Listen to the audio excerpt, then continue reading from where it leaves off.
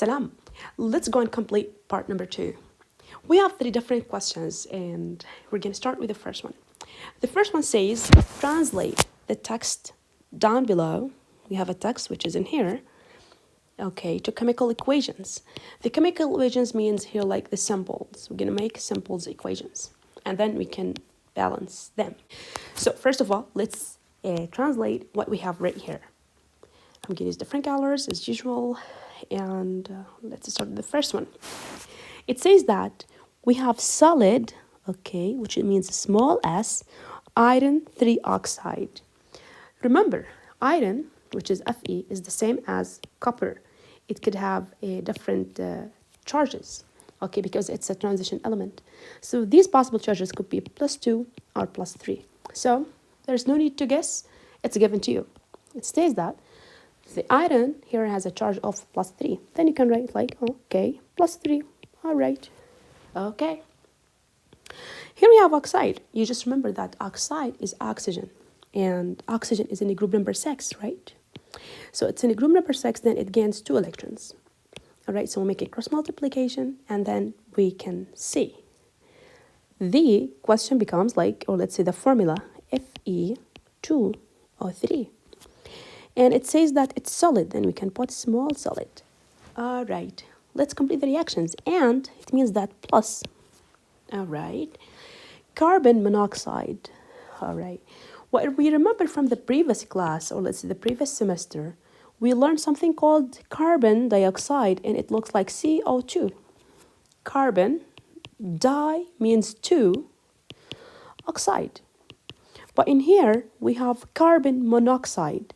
Put in your mind, word mono means 1, which means carbon, one carbon, mono, 1 oxygen. So put in your mind, the carbon monoxide has a formula of CO. Okay. And by the way, here it says that it's a gas. Then we can say like plus CO, and here it's a gas. All right, produce, which is in, as you can see here, iron metal. Iron metal looks like this, Fe. And you just remember metal is solid, right? It's always solid. Then we put it here. Okay. And here we have carbon dioxide. Carbon dioxide has a formula of plus CO2. And by the way, the carbon dioxide is always gas. It's always gas. The number of iron atoms here is 2.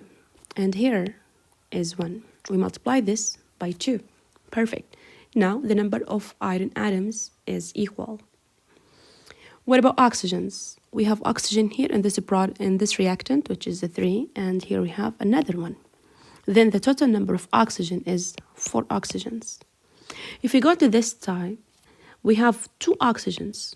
Then we can say, yeah, I can change it to 4 easily. I can multiply it by 2.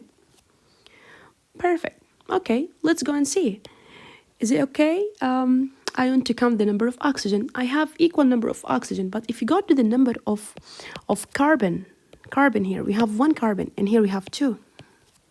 So you have a problem in here.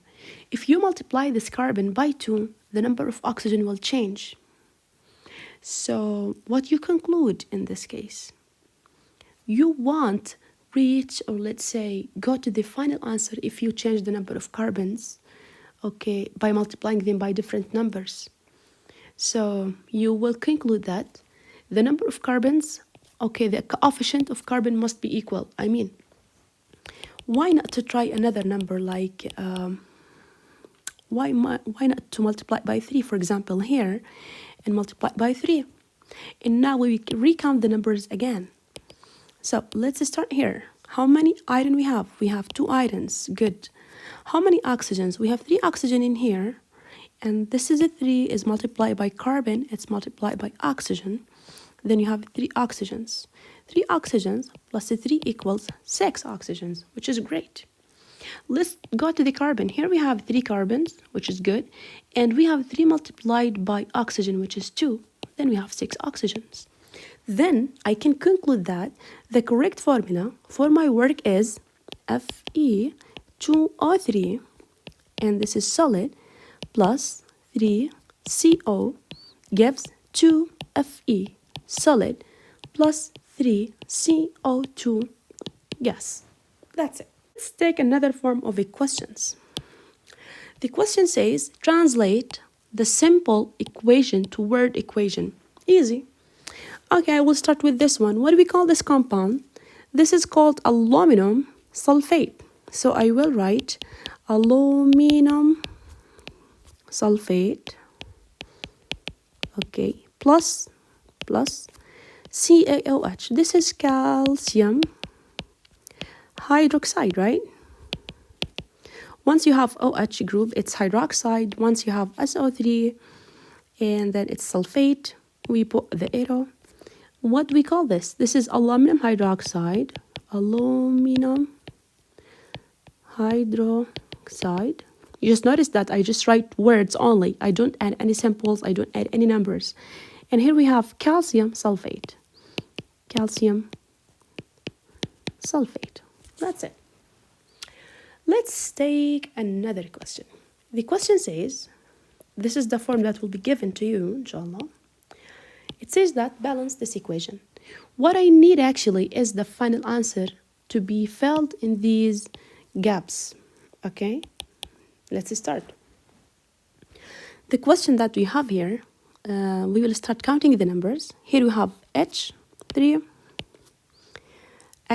we have 3 hydrogens, and on the other side we have 4 hydrogens and we have 2.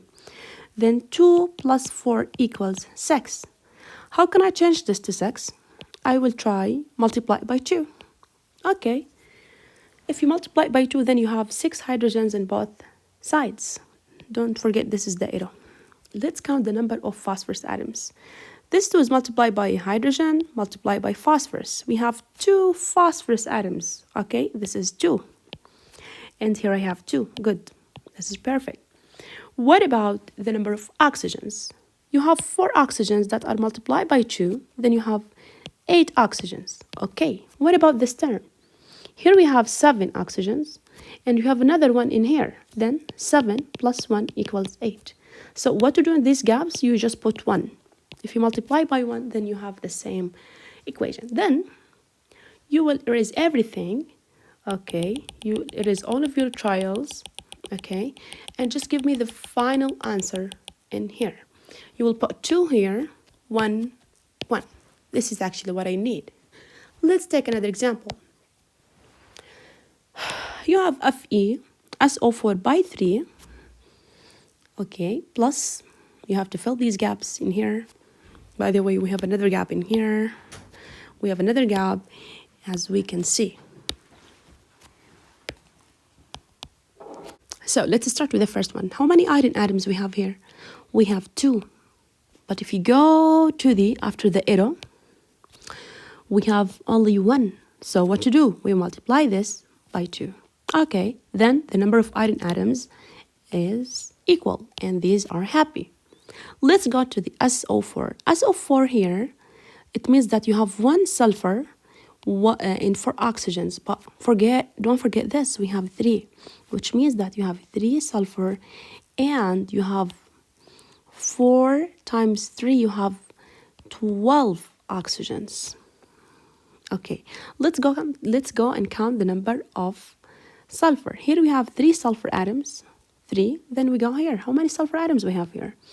We have only 1. Then you multiply the whole compound by 3. I just write it way better like this. If you multiply this by 3, then you multiply the whole compound, as we can see. Let's count the number of oxygen. The number of oxygens, you have 4 oxygens, okay, times 3 equals to 12. But don't forget that we still have, in here we have KOH. Okay. Okay.